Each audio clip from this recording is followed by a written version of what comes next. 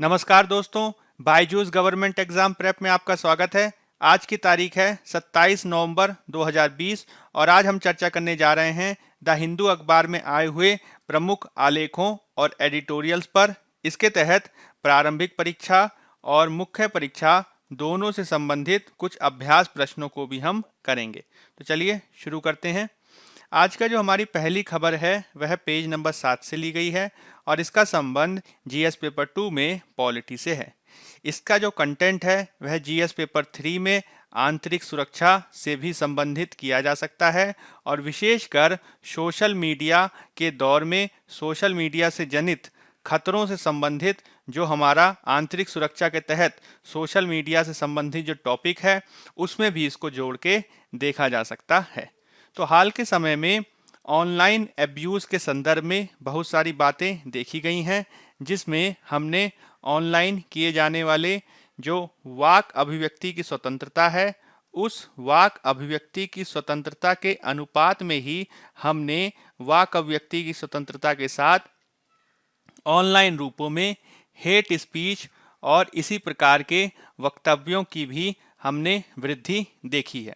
इसके तहत हम फेक न्यूज़ आदि की भी चर्चा कर सकते हैं और इसी प्रकार के दूसरे जो सोशल मीडिया पोस्ट हैं वह भी इसके संदर्भ में चर्चा में रहते हैं।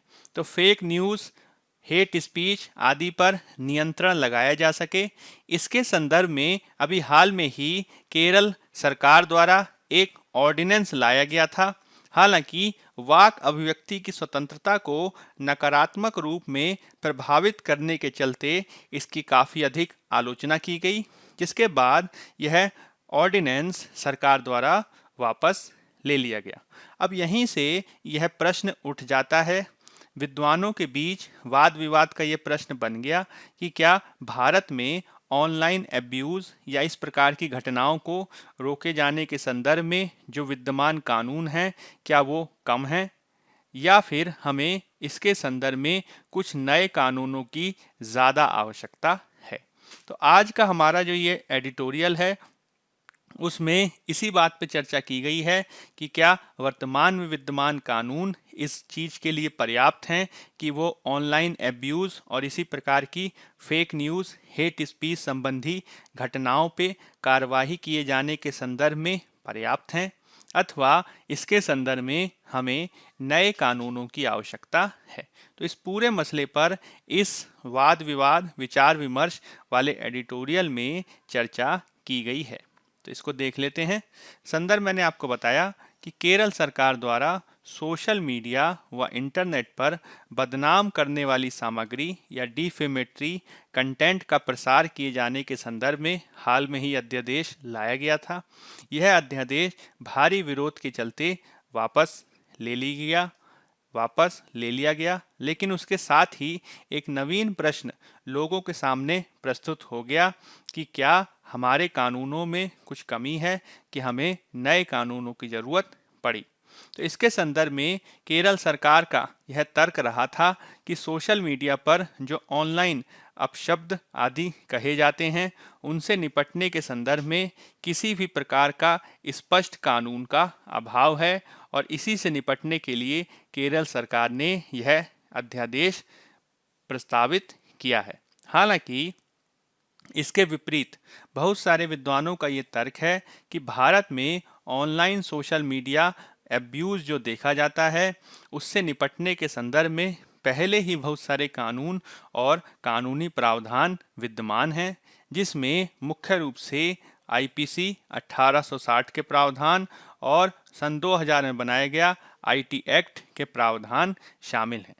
इसके तहत भारतीय दंड संहिता आईपीसी के अनेक प्रावधानों के द्वारा अश्लीलता फैलाने, महिलाओं के शील को भंग करने या अपमानित करने और निजता का हनन करने संबंधी प्रावधानों के विरुद्ध कार्रवाई करने के लिए बहुत सारे सेक्शंस हैं।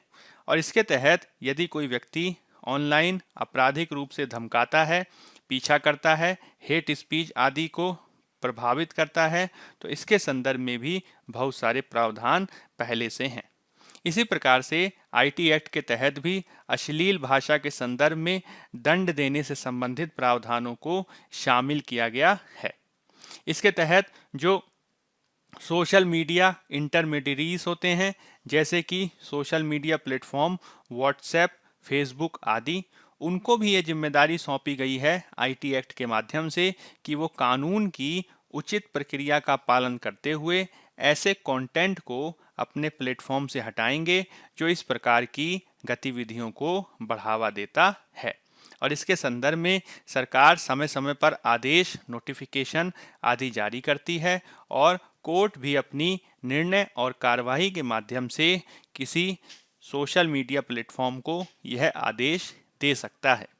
इसके संदर्भ में यदि किसी घटना आदि को अत्यंत व्यापक रूप में प्रस्तुत किया जाए, इसमें कोई सूचना अत्यंत खतरनाक हो, धार्मिक भेदभाव को बढ़ावा देने वाली हो, पोर्नोग्राफिक कंटेंट हो, तो उसे जो है हटाए जाने का प्रावधान आईटी एक्ट के माध्यम से किया गया है। लेकिन इसके बावजूद आईटी एक्ट और इस प्रकार के प्रावधान होने के बावजूद केरल और इससे पहले छत्तीसगढ़ सरकार द्वारा सोशल मीडिया पे किए जाने वाली अभिव्यक्ति को नियंत्रित किए जाने के संदर्भ में इस तरीके के कानून बनाए गए हैं और इसमें से बहुत सारे दुरुपयोग के उदाहरण हम पाते हैं। अब यहीं से ये प्रश्न उठ जाता है कि एक ओर तो राज्य सरकार अपने कानूनों के माध्यम से इस तरीके के प्रावधान कर रही है, वहीं दूसरी ओर हमें यह भी देखना होगा कि हमारे पास पहले से आईपीसी और आईटी एक्ट के विविध प्रावधान मौजूद हैं। इसका तात्पर्य यह हुआ कि अगर हम पहले से विद्यमान जो हमारे कानून हैं उनका हम सही से अनुपालन सुनिश्चित करें और भारत की जो व्यवस्था है उस व्यवस्था में और हम सुधारों को आगे बढ़ाएं, तो इस तरीके के जो ऑनलाइन एब्यूज़ और हेट स्पीच संबंधी जो कार्य हैं उन पे हम काफ़ी नियंत्रण लगा सकते हैं। तो इसी को लेकर जो है विविध विद्वान अलग अलग प्रकार की राय देते हैं कि इस तरीके के ऑनलाइन एब्यूज़ को दूर किए जाने के संदर्भ में क्या किया जाना चाहिए।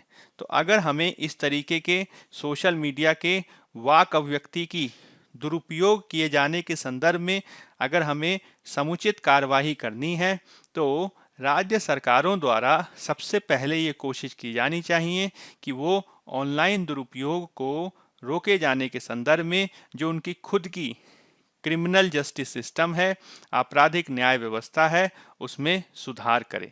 आपराधिक न्याय व्यवस्था के तहत न्यायपालिका में सुधार की आवश्यकता है, पुलिस व्यवस्था में सुधार की आवश्यकता है, कानूनों में विविध प्रकार के सुधारों की आवश्यकता है और साथ ही साथ जो हमारी दंड की प्रणाली है, जो हमारी जेलों की जो व्यवस्था है उसमें भी सुधार किए जाने की ज़रूरत है।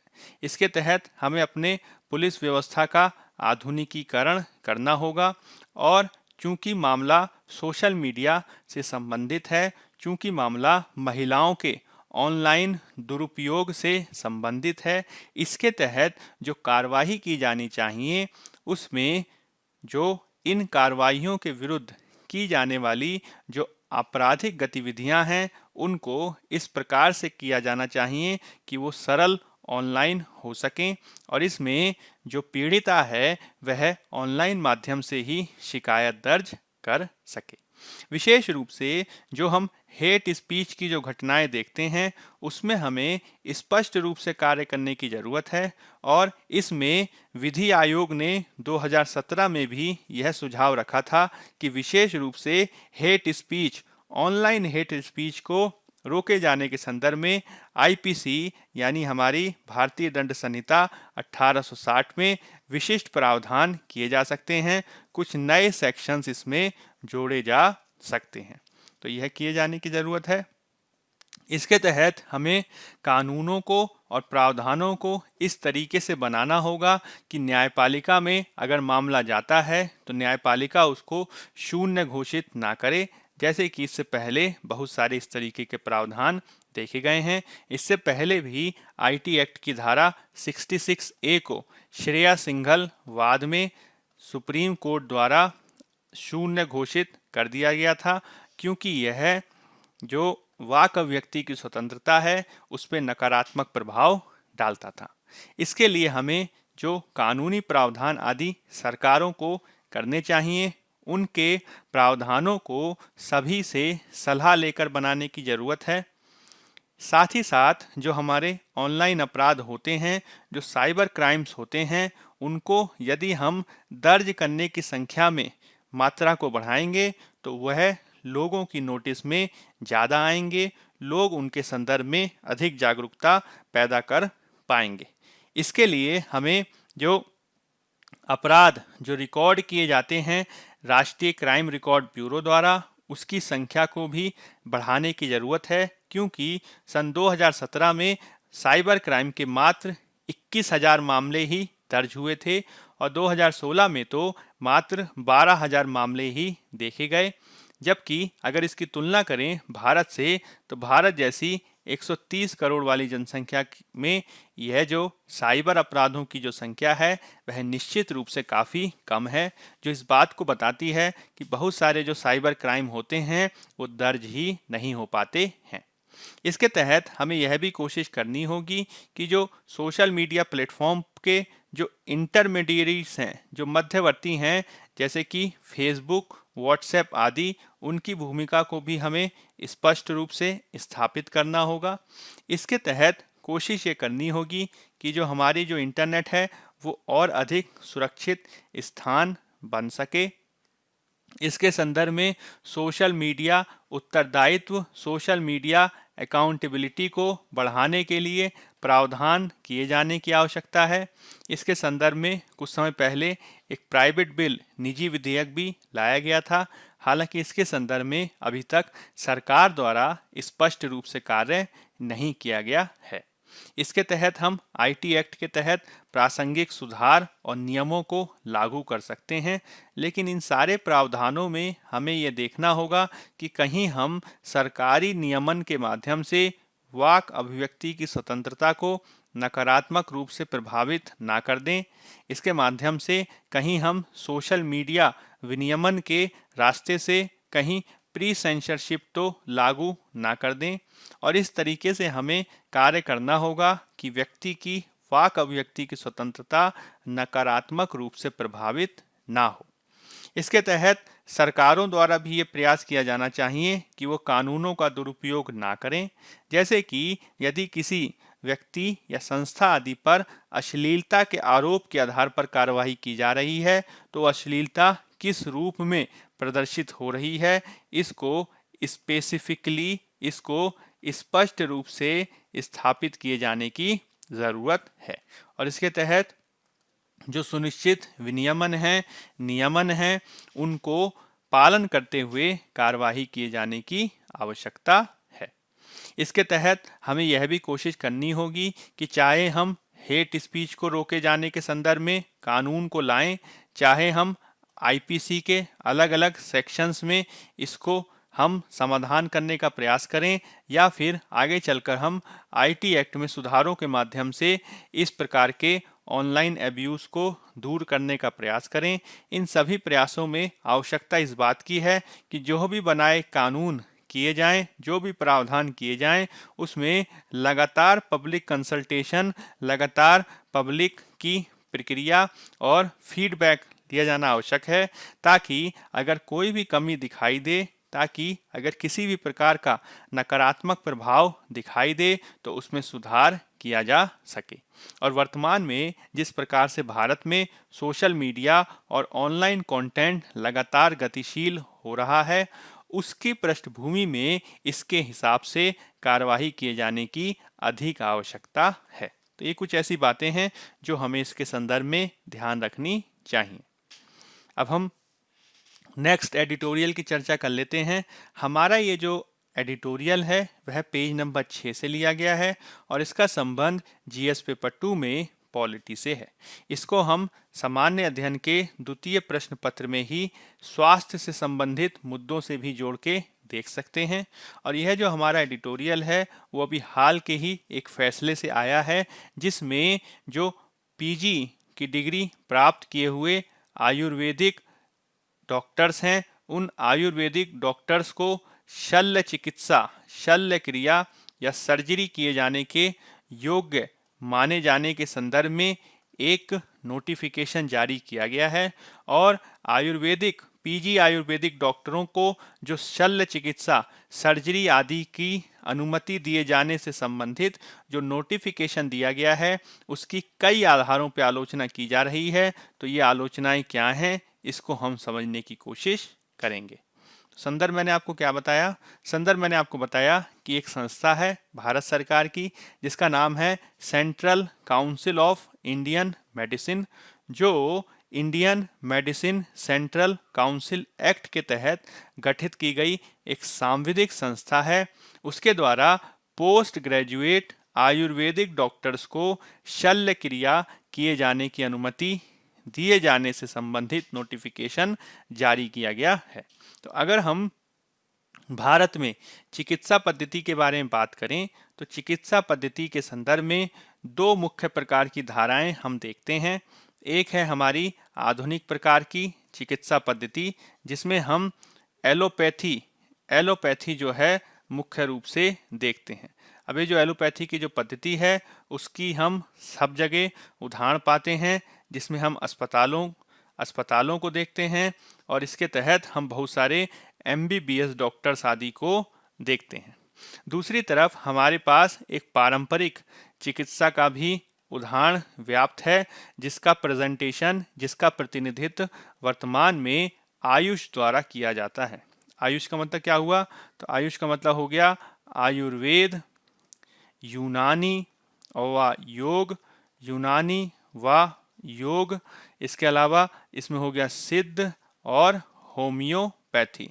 तो यह कुछ बातें हैं जो इसके संदर्भ में महत्वपूर्ण है। अब होता क्या है कि पारंपरिक रूप से आप देखेंगे तो आधुनिक एलोपैथी की जो चिकित्सा है उनके डॉक्टर्स के द्वारा, जो MD डॉक्टर्स आदि होते हैं, उनके द्वारा सर्जरी आदि की जाती है जिसमें विविध प्रकार के सर्जन्स होते हैं। अब यह जो सर्जन्स होते हैं उनको MBBS की चिकित्सा या MBBS की आप डिग्री कह सकते हैं, जो चिकित्सा शिक्षा होती है उसके माध्यम से उनको सर्जरी आदि से संबंधित कोर्स कराया जाता है और इसके संदर्भ में उनको जब पर्याप्त अनुभव होता है तब वो ज़्यादा बेहतर सर्जरी किए जाने की स्थिति में होते हैं। लेकिन जो पारंपरिक आयुष चिकित्सा है उसमें हम सर्जरी के अधिक उदाहरण नहीं प्राप्त करते हैं। अगर इसके आधार पर हम कुछ पारंपरिक पुस्तकों के बारे में बात करें तो जो सुश्रुत संहिता है उसमें सर्जरी के कुछ उपकरणों के बारे में, उसमें सर्जरी के कुछ मानकों के बारे में उल्लेख अवश्य है। लेकिन भारत में विशेष रूप से जो आयुर्वेद होम्योपैथी चिकित्सा पद्धति है उसमें सर्जरी को एक स्पष्ट मानक के रूप में स्थापित किए जाने से संबंधित अधिक अनुसंधान देखने को नहीं मिलते हैं। यही कारण है कि जब central council of Indian medicine द्वारा पोस्ट ग्रेजुएट आयुर्वेदिक डॉक्टर्स को शल्य क्रिया की अनुमति दी जाने से संबंधित नोटिफिकेशन जारी किया गया, उसके बाद से ही बहुत सारे जो विद्वान हैं उसकी कई आधारों पर आलोचना कर रहे हैं। अब हम इसके माध्यम से जो हमारी आयुर्वेद की पद्धति है, यूनानी मेडिसिन आदि की पद्धति है, उसको हम आधुनिक बनाने का प्रयास कर रहे हैं। लेकिन जो विद्वान हैं उनका ये कहना है कि जो आयुर्वेद की जो पद्धति है उसमें शल्य क्रिया स्पष्ट रूप से स्थापित नहीं है। सुश्रुत संहिता आदि में नाक की सर्जरी किए जाने के संदर्भ में प्रक्रिया का वर्णन है, लेकिन जो दूसरी प्रकार की प्रक्रियाएं हैं, दूसरी प्रकार की जो शल्य क्रियाएं हैं, जो सर्जरी है, वो पूर्ण रूप से स्थापित नहीं है। भारत ने स्वतंत्रता के बाद आयुर्वेद आदि की पद्धति को आगे बढ़ाने की दिशा में काफ़ी प्रयास किए हैं। इसके द्वारा हाल में ही भारत द्वारा आयुष मंत्रालय का भी गठन किया गया है। बावजूद इसके अगर हम इसकी तुलना करें एलोपैथी प्रक्रियाओं से तो हम ये पाते हैं कि जो आयुर्वेदिक पद्धति वाले डॉक्टर्स होते हैं, आयुर्वेद की डिग्री प्राप्त डॉक्टर्स होते हैं, वो शल्य प्रक्रिया जैसी पद्धतियों में अधिक पारंगत नहीं देखे जाते हैं। और जब उनको इस प्रकार की ट्रेनिंग नहीं दी जाती, तो यदि उनको इस तरीके की अनुमति दी जाएगी तो भविष्य में इसके सकारात्मक परिणाम नहीं होंगे। इसको हमें काफ़ी ध्यान रखने की ज़रूरत है। यही कारण है कि जो विद्वान हैं उनका ये कहना है कि इसके संदर्भ में हमें कुछ सुधारात्मक उपायों को करना होगा। जैसे कि जिस प्रकार से आधुनिक मेडिकल शास्त्र, आधुनिक मेडिकल साइंस, एलोपैथी का विकास हुआ है, उसी प्रकार से भारत में पारंपरिक पद्धतियों आयुर्वेद, यूनानी, योग, नेचुरोपैथी, सिद्ध और होम्योपैथी, इस तरीके की जो पद्धतियां हैं उनके भी विकास को बढ़ावा देना होगा। इसके तहत जो रिसर्च और डेवलपमेंट होता है, शोध और विकास होता है, उसको बढ़ावा देने की ज़रूरत है। वर्तमान में महाराष्ट्र आदि में ये उदाहरण देखे गए हैं कि जो पीजी की डिग्री प्राप्त जो आयुर्वेदिक डॉक्टर्स होते हैं वो सर्जरी आदि की प्रक्रिया में एक सहायक के रूप में काम करते हैं और सहायक के रूप में अनुभव प्राप्त करने के बाद वह कुछ सरल प्रकार की सर्जरी को कर पाने में सक्षम हो पाते हैं। तो यदि इस प्रकार की एमबीबीएस पीजी डिग्री प्राप्त जो आयुर्वेदिक डॉक्टर हैं, अगर उनको शल्य क्रिया की प्राथमिक क्रियाओं का कुछ अनुभव हो तो उनको आगे ब्रिज कोर्स आदि के माध्यम से और पारंगत बनाया जा सकता है। और विशेष रूप से कोविड-19 के काल में जैसे जैसे डॉक्टरों की कमी विशेष रूप से ग्रामीण क्षेत्रों में देखी गई है, वहाँ पे इसको कम करने के लिए कार्य किया जा सकता है। इसके तहत हमें आयुष प्रक्रिया के अंतर्गत विद्यमान डॉक्टर्स जो हैं उनको उनको आधुनिकीकृत करने के लिए कार्य करना होगा। इसके लिए हमें ग्रामीण क्षेत्रों में डॉक्टरों की कमी को पूरा करने के लिए जो हमारे आयुर्वेदिक मेडिकल कॉलेजेस आदि हैं उनका भी आधुनिकीकृत करना होगा और जो पीजी आयुर्वेद एजुकेशन में जो उनको शल्य क्रिया की जो अनुमति दी गई है वह ऐसे ही व्यक्तियों को वास्तव में शल्य क्रिया की अनुमति मिलनी चाहिए जिनको इसके संदर्भ में पूर्व अनुभव रहा हो, तभी वो शल्य क्रिया सर्जरी जैसी जटिल गतिविधि को कर पाएंगे। तो भारत में आयुष या पारंपरिक चिकित्सा पद्धति के विकास के लिए हमें और भी कार्य करने की ज़रूरत है, तभी वो एलोपैथी के समान विकसित हो पाने की स्थिति में होगा। तो यह कुछ ऐसी बातें हैं जो इस एडिटोरियल के तहत हम समझ सकते हैं। चलिए अब नेक्स्ट एडिटोरियल की चर्चा कर लेते हैं। हमारा जो अगला एडिटोरियल है वह पेज नंबर 6 से संबंधित है और इसका संबंध जीएस पेपर 3 में आपदा प्रबंधन से है। डिजास्टर मैनेजमेंट से इसका संबंध है। इसे आप सामान्य अध्ययन के प्रथम प्रश्न पत्र में भूगोल के विषय से भी जोड़ के देख सकते हैं। मुख्य रूप से हमारा ये जो एडिटोरियल है यह संबंधित है वर्तमान में आए हुए एक चक्रवात से जो देखा गया तमिलनाडु और पुदुचेरी के क्षेत्र में। यह जो चक्रवात है वह चक्रवात तमिलनाडु और पुदुचेरी के क्षेत्र में काफ़ी वर्षा जैसी स्थितियों को पैदा किया, लेकिन आशा की बात यह है, अच्छी बात यह है कि इसके द्वारा व्यापक विनाश नहीं हुआ। तो जो निवार चक्रवात जो तमिलनाडु और पुदुचेरी के क्षेत्र में देखा गया उससे चूंकि अधिक हानि नहीं हुई है, यही कारण है कि तमिलनाडु पुदुचेरी सरकार द्वारा किए जाने वाले प्रयासों की प्रशंसा की जा रही है। विशेष रूप से कोविड-19 की पृष्ठभूमि में जब सरकारों पर दबाव अधिक है तो उसमें भी सरकार ने अच्छा काम किया है जिसकी प्रशंसा की जानी चाहिए। इसके तहत हमें भारत में जो चक्रवात के पूर्व अनुमान के संदर्भ में जो भारतीय मौसम विभाग और भारत के सैटेलाइट सिस्टम के माध्यम से जो विविध प्रकार का डेटा की उपलब्धता के द्वारा जो हम इसका बेहतर पूर्वानुमान कर पा रहे हैं उसका भी योगदान है।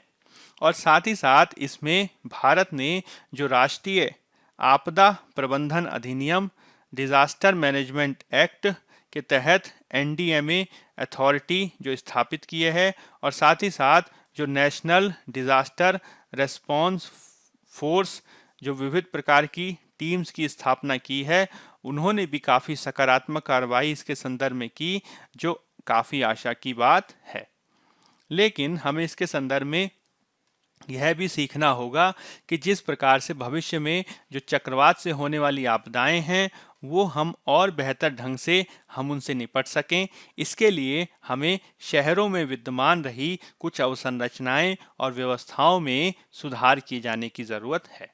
जैसे कि जो चेन्नई जैसे हमारे जो शहर हैं, वहाँ पे पारंपरिक रूप से बहुत सारे जल निकाय, दलदल भूमियाँ, आर्द्र भूमियाँ आदि विद्यमान रही थीं।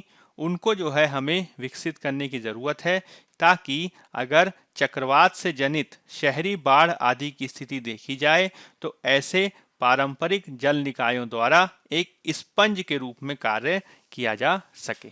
कुछ दिन पहले हमने स्पंज सिटी मिशन के बारे में भी चर्चा की थी, और स्पंज सिटी मिशन का भी यही उद्देश्य था कि किसी शहर में यदि जल की अधिकता की स्थिति देखी जाए तो वो जल आधिक्य की स्थिति जो है वो बाढ़ की स्थितियों को पैदा न करने वाला हो, अपितु इस जल आधिक्य की स्थिति को विविध आर्द्र भूमियों आदि के माध्यम से शहर में ही समाहित कर लिया जाना चाहिए, ताकि जो शहर का जो वाटर टेबल है वो बढ़ सके, और इसमें हमें जो आप कह सकते हैं रेन वाटर हार्वेस्टिंग आदि के माध्यम से उसका प्रयोग शहर के ही उपयोग के लिए कर लिया जाना चाहिए।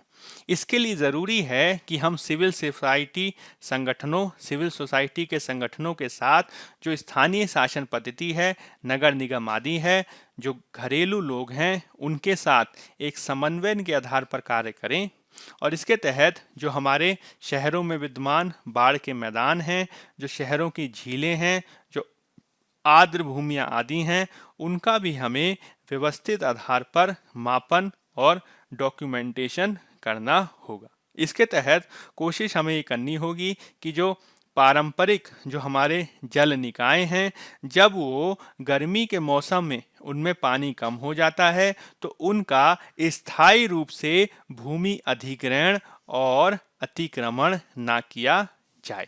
इसके लिए वार्षिक आधार पर डेटा को प्रस्तुत किए जाने की आवश्यकता है।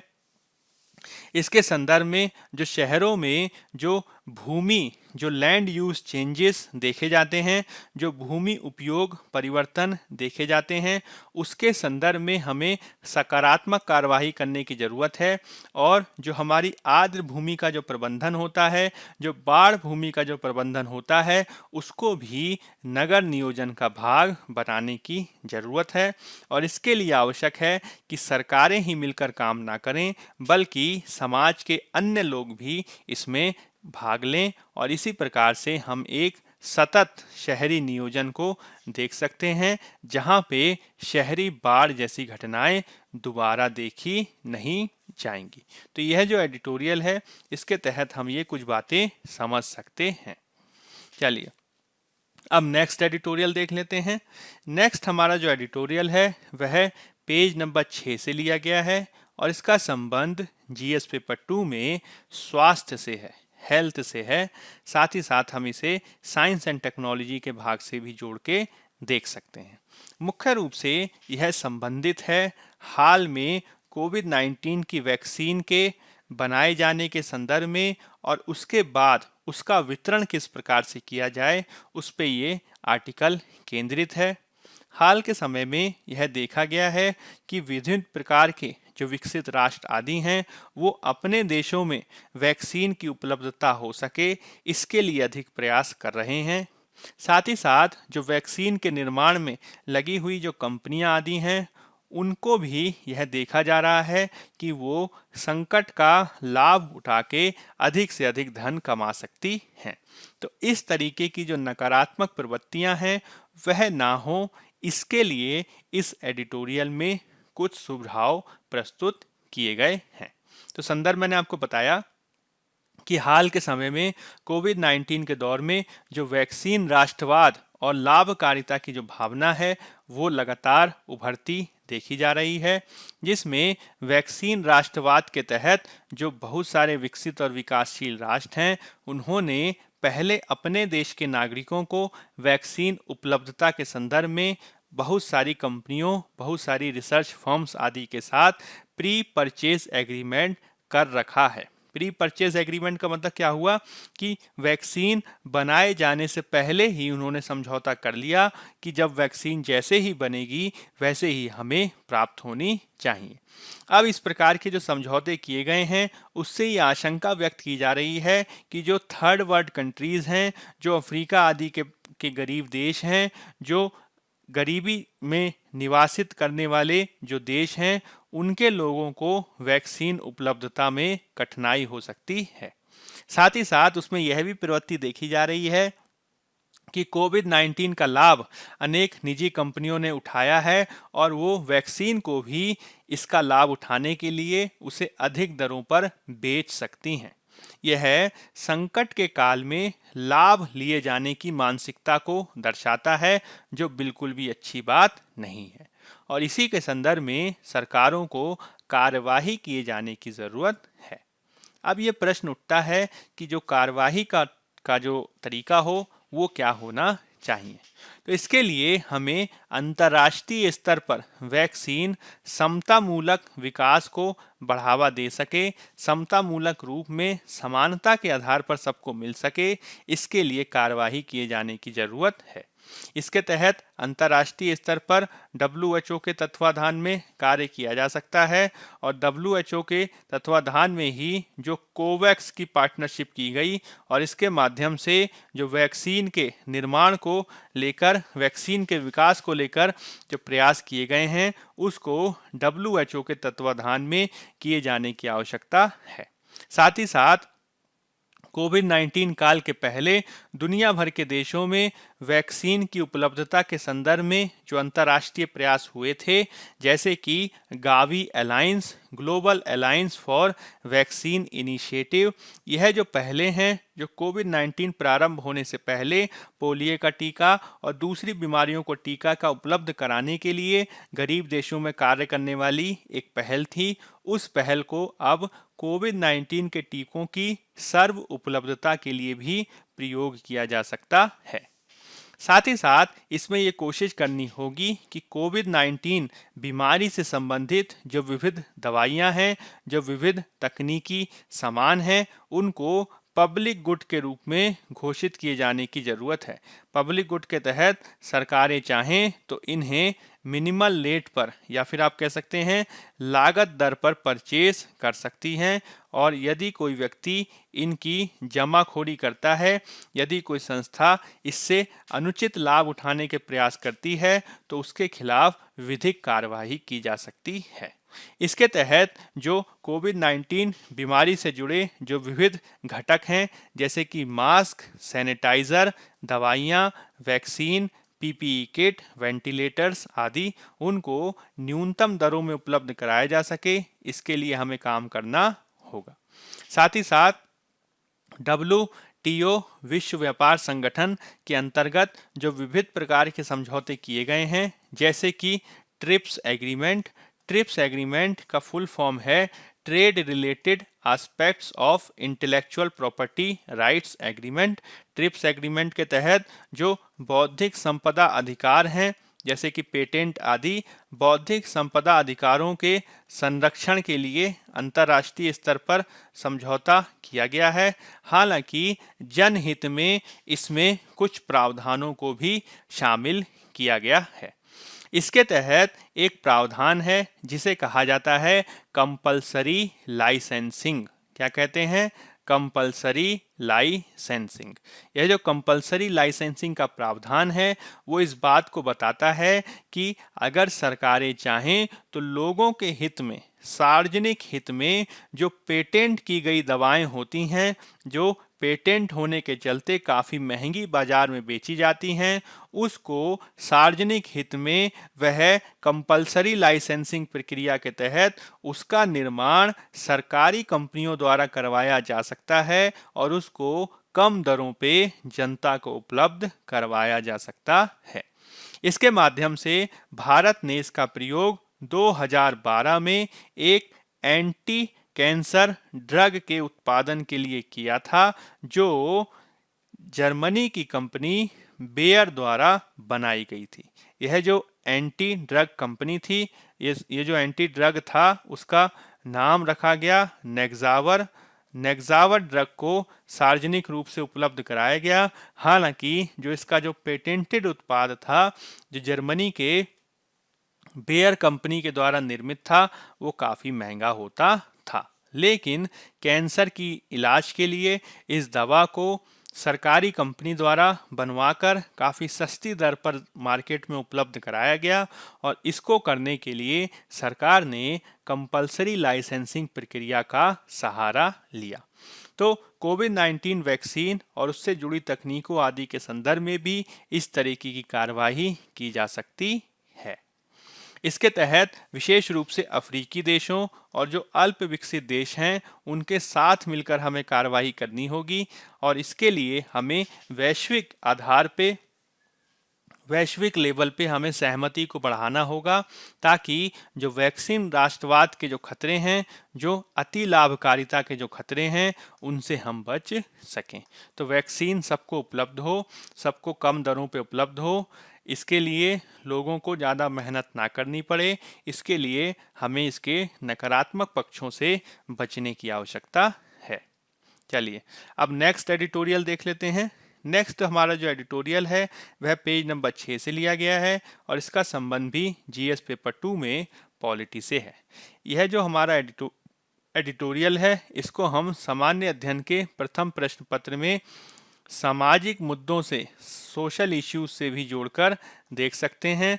तो सामाजिक मुद्दों से भी इसको जोड़ के देखा जा सकता है। मुख्य रूप से यह जो हमारा एडिटोरियल है वह संबंधित है अभी हाल में ही देश के कई राज्यों द्वारा बनाए गए धर्मांतरण विरोधी कानून से, जिसमें धर्मांतरण विरोधी कानून के माध्यम से तथाकथित लव जिहाद की संकल्पना को रोके जाने का प्रयास किया जा रहा है। तो धर्मांतरण का मुद्दा, विवाह करके धर्मांतरण करवाने का मुद्दा, लव जिहाद आदि का मुद्दा जो है काफ़ी चर्चा में है और इसके लिए अभी हाल में ही उत्तर प्रदेश सरकार ने गैर कानूनी धर्मांतरण को रोकने के लिए एक अध्यादेश जारी किया है। इसके प्रावधानों के तहत यदि केवल धर्मांतरण कराने के लिए किसी से विवाह किया जाता है तो इस प्रकार के विवाह को शून्य घोषित किया जा सकेगा और इसके लिए 1 से 5 साल तक की सजा दी जा सकेगी। यदि धर्मांतरण कराया जाता है किसी महिला का, अनुसूचित जाति जनजाति वर्ग का, तो उसमें 3 से 5 साल की सजा हो सकती है और यदि मास कन्वर्जन किया जाता है, सामूहिक आधार पर धर्मांतरण होता है, तो उसमें 10 साल तक की सजा दी जा सकती है। इसी प्रकार के जो कानून हैं उससे पहले कई और राज्यों ने भी बनाए हैं, जैसे कि हिमाचल प्रदेश, उत्तराखंड आदि। इसमें हमें ये देखना होगा कि अभी हाल में ही इस तरीके के काफ़ी मामले सामने आ रहे हैं जिसमें यह दावा किया जा रहा है कि किसी जन्म से हिंदू या मुस्लिम महिला को धर्मांतरण के माध्यम से किसी दूसरे धर्म से कन्वर्ट कर दिया गया और जब किसी एक धर्म से संबंधित महिला या पुरुष ने किसी दूसरे धर्म से संबंधित महिला या पुरुष से विवाह किया तो उनका जबरन धर्मांतरण करवाया गया। तो इसके संदर्भ में इस तरीके की घटनाओं को रोका जा सके, इसके लिए बहुत सारी सरकारें अभी हाल में ही इस तरीके के बहुत सारे प्रावधान लेके आई हैं, जिसमें मध्य प्रदेश सरकार द्वारा भी तथाकथित लव जिहाद जैसी घटनाओं को रोकने के लिए धार्मिक स्वतंत्रता विधेयक 2020 नामक एक विधेयक लाने की बात कही गई है। इसके तहत किसी से झूठ बोलकर या दबाव बनाकर यदि उसे विवाह के लिए विवश किया जाता है तो वह 5 साल के सश्रम कारावास के रूप में दंडनीय होगा। इस 5 साल के प्रावधान को अभी हाल में ही बढ़ाकर 10 वर्ष किए जाने का प्रस्ताव रख दिया गया है। और यदि कोई व्यक्ति स्वेच्छा से विवाह करना चाहता है और उसके लिए वो अपना धर्मांतरण कराना चाहता है तो उसके लिए भी उसे 1 महीने पहले आवेदन करना होगा। तो इस प्रकार के जो कानून लाए जा रहे हैं अलग अलग सरकारों द्वारा, उसको अनेक आधारों पे आलोचना का विषय बनाया गया है, जिसके तहत ये कहा गया है कि किसी भी व्यक्ति द्वारा किसी धर्म को माना जाना धर्म की स्वतंत्रता का एक अभिन्न अंग है और यदि उसको इस प्रकार के कानूनों के माध्यम से विनियमित करने का प्रयास किया जाएगा तो वो व्यक्ति के मूल अधिकार के विरुद्ध जा सकता है। साथ ही साथ व्यक्ति द्वारा जो विवाह करने का जो निर्णय होता है वह उसका एक निजी फैसला होता है और इस प्रकार से किया गया जो कार्रवाई है वह व्यक्ति की निजता के विरुद्ध भी जा सकती है। इसके तहत यदि दो सहमत वयस्कों के बीच वैवाहिक संबंधों को विनियमित करने के लिए यदि हम अनावश्यक कानूनी हस्तक्षेप करेंगे तो वह संवैधानिक अधिकारों की गारंटी के खिलाफ भी चला जाएगा और यह अनुच्छेद 21 गरिमापूर्ण जीवन का अधिकार और बुनियादी स्वतंत्रता की अवधारणा को भी क्षति पहुंचाता है।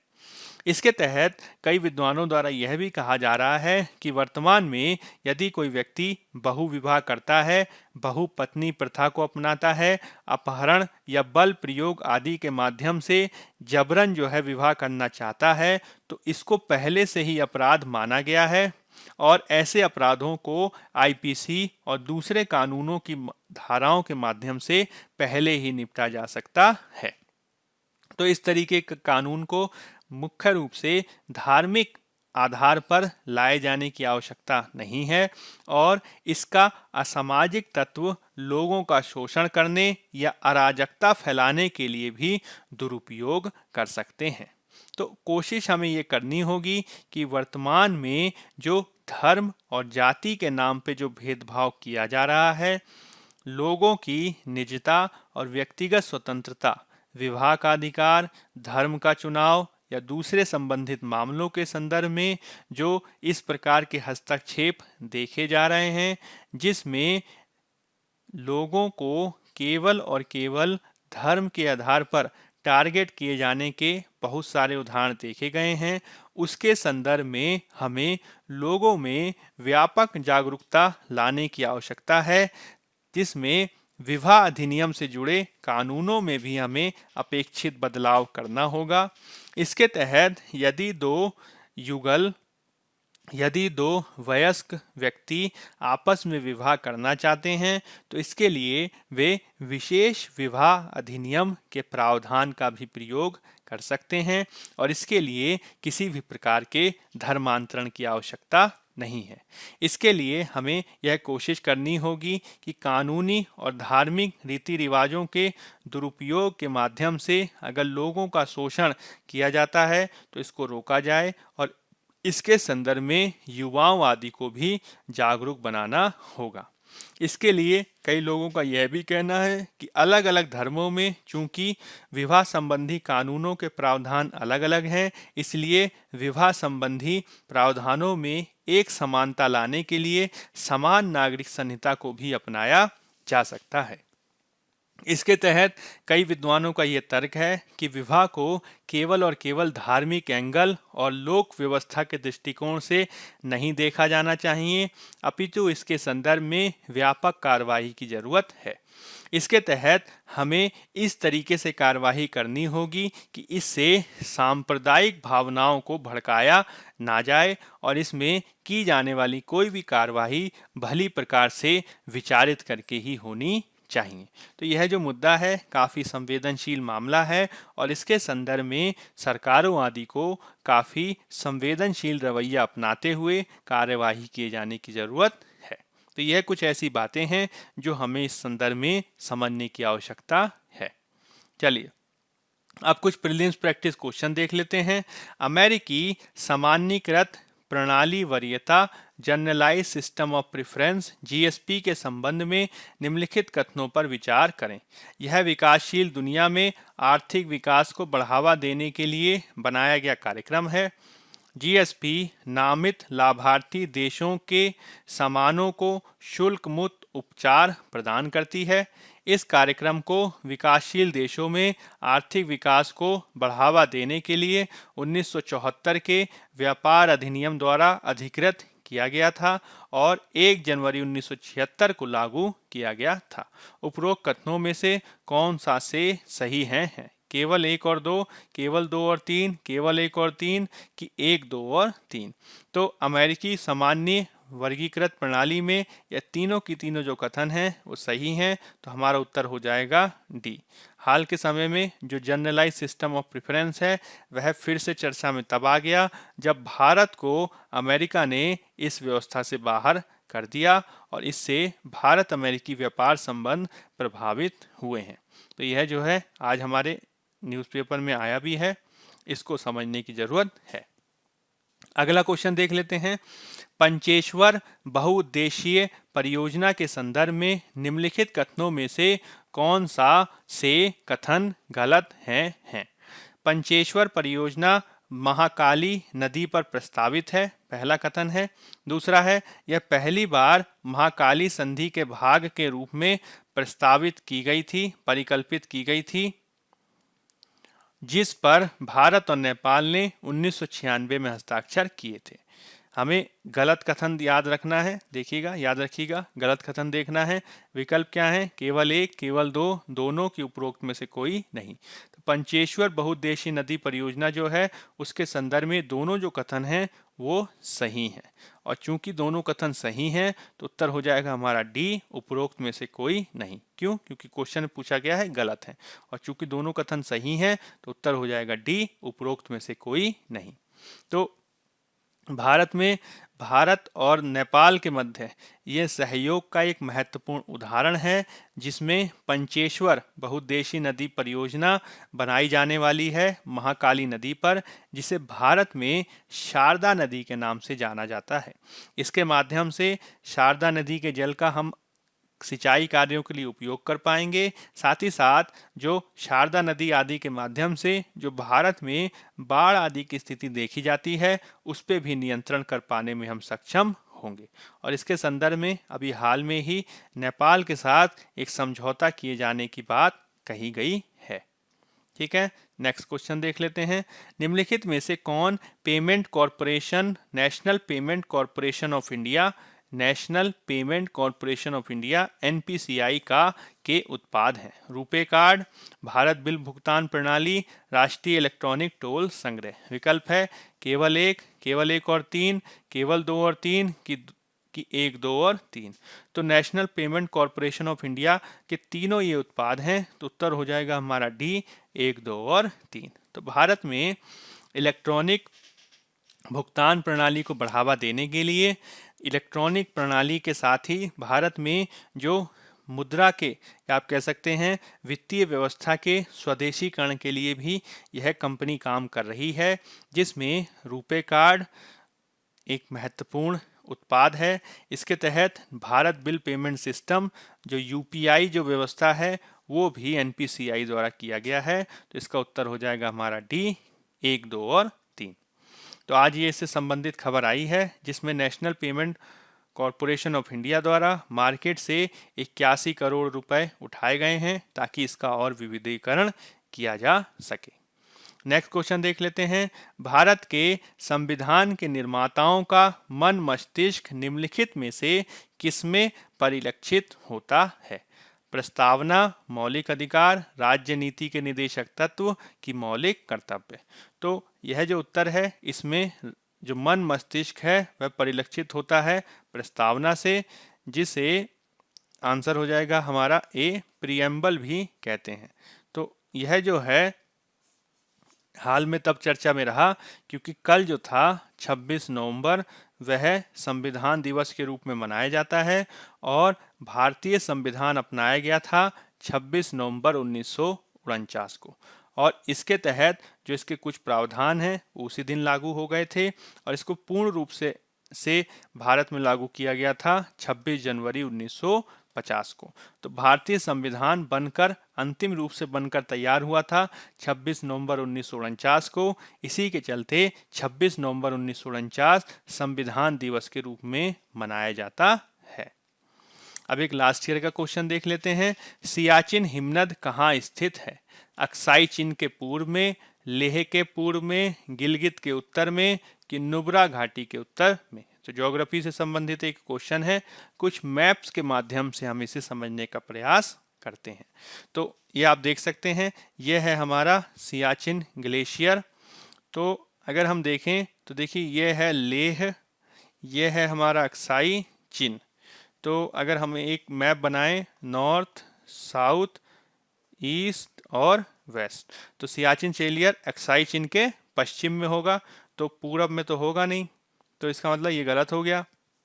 दूसरा कह रहा है लेह के पूर्व में, तो देखिए लेह कहाँ पे है, लेह ये रहा, तो लेह के पूर्व में तो नहीं है, लेह के उत्तर पश्चिम में आप कह सकते हैं, तो इसका मतलब बी ऑप्शन भी गलत हो गया। दो ऑप्शन बचे, गिलगित और नुब्रा घाटी। अगर हम दूसरे मैप में देखें तो गिलगित देखिए, गिलगित रहा ये, ठीक, तो और हमारा जो ये है सियाचिन है, सियाचिन है हमारा यहाँ पे।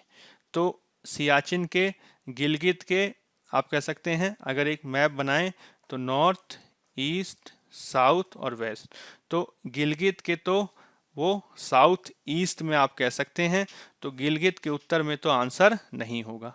तो इसका मतलब क्या हुआ, उत्तर क्या होगा, नुब्रा घाटी के उत्तर में हमारा उत्तर होना चाहिए। अब नुब्रा घाटी कहाँ पे है, इसे थोड़ा देख लेते हैं।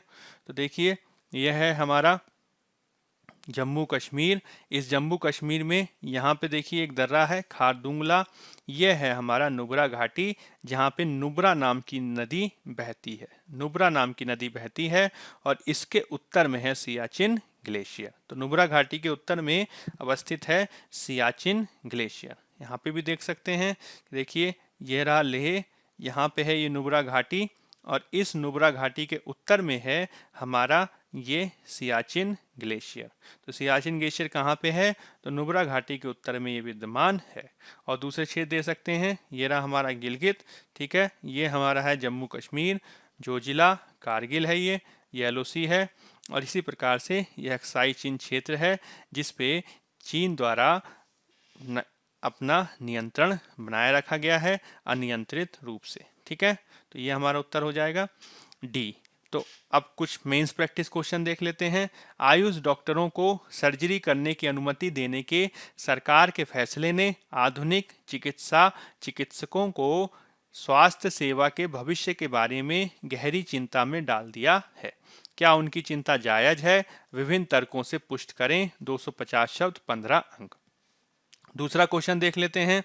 वर्तमान समय में ऑनलाइन अपराधों और दुर्वचनों आदि को रोके जाने के संदर्भ में केवल नवीन कठोर कानूनों की आवश्यकता नहीं है, अपितु पहले से विद्यमान रहे कानूनों के त्वरित और कुशल क्रियान्वयन को भी सुनिश्चित किया जाना आवश्यक है। हालिया केरल सरकार के सोशल मीडिया विनियमन से संबंधित अध्यादेश विवाद की पृष्ठभूमि में चर्चा करें। 250 शब्द 15 अंक। तो आज की चर्चा के आधार पर ये दोनों क्वेश्चन आप लिखने का प्रयास कर सकते हैं। तो बायजूस गवर्नमेंट एग्जाम प्रेप के आज की इस चर्चा के तहत हमने कोशिश की कि द हिंदू अखबार के प्रमुख एडिटोरियल्स और समाचारों की हम चर्चा करें। इसके तहत हमने प्रारंभिक परीक्षा और मुख्य परीक्षा दोनों से संबंधित कुछ महत्वपूर्ण प्रश्नों की भी चर्चा की। यदि आपको हमारे इनिशिएटिव्स पसंद आ रहे हैं तो अधिक से अधिक हमारे चैनल को लाइक करें, शेयर करें और सब्सक्राइब करें। तो बायजूस गवर्नमेंट एग्जाम प्रेप के आज के इस अंक में फिलहाल इतना ही। तब तक के लिए बने रहिए बायजूस गवर्नमेंट एग्जाम प्रेप पर।